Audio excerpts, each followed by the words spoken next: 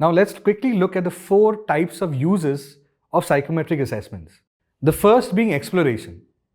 Usually, an assessment is not used to rule out career options, but it is rather used to rule in more options for the student. So the idea is not from going from 3 careers to 1, but to go from 1 career to many other backup options. So if a student has thought about a plan A, let's say in medicine, and is not able to crack the scores required to get into that course, the student can also explore what could be the plan B and plan C, which in some cases could be close allied medical courses or research-based courses that is closest to the subjects that they like. In many cases, it helps students to consider career options that they have not thought about before. So, it helps build contingency plans in case a plan that has already been decided does not work out as per what they want it to be. So, an assessment helps students explore more in the world of careers. So, once an assessment is complete, it should generate a report where you have a list of career options to consider. Now, in most of those cases, they are more than 5 or 10 different careers. An assessment helps with the decision-making process in understanding where the student currently is, what are the areas that you need to help the student understand that they need to work on to improve themselves to be able to pursue the career of their dreams. In many cases, it also helps you with the planning once you have been able to prioritize which areas that need to be worked on. Now, priority becomes a very, very important aspect of effective career planning.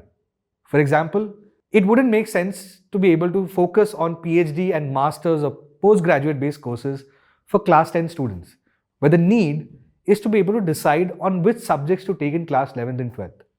Another example of a class 12 student needs to first figure out which courses and which colleges to go for.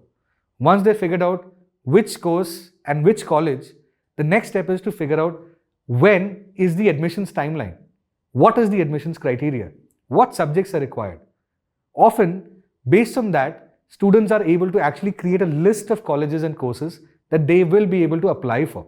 Now, if a certain course requires an entrance exam to be admitted, the student will have to understand the kind of preparation required for the same.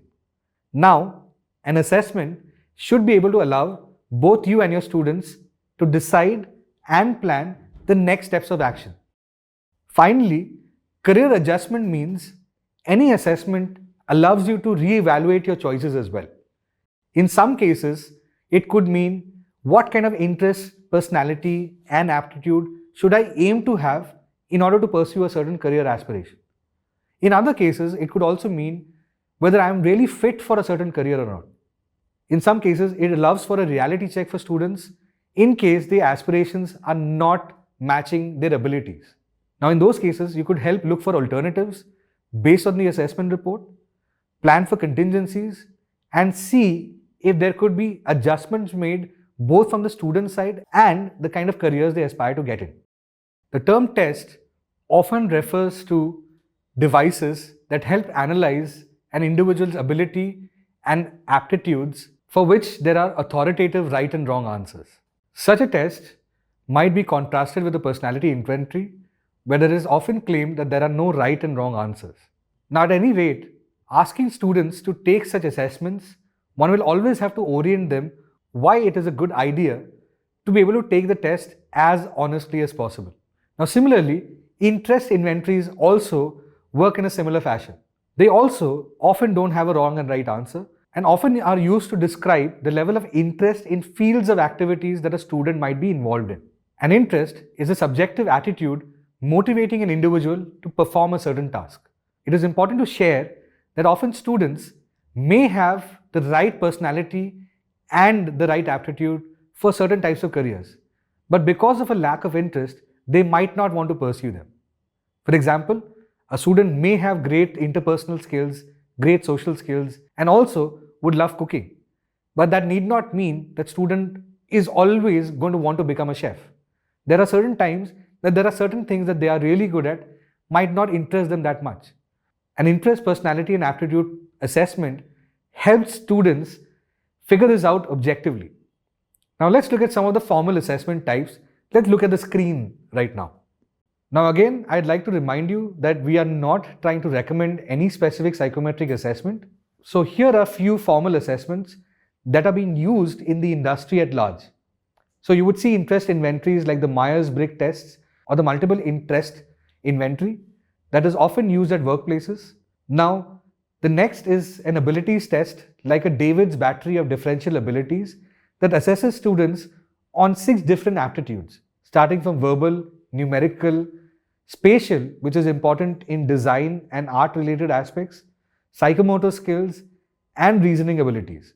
Also, other skills inventories which are not often used as a school setup, work value inventories like Donald Super's work value inventory or WVI, or personality inventories like Ocean or five-factor theory.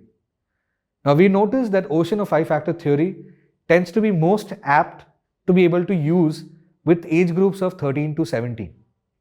And of course, some other inventories like the career maturity inventory to be able to help you understand working professionals.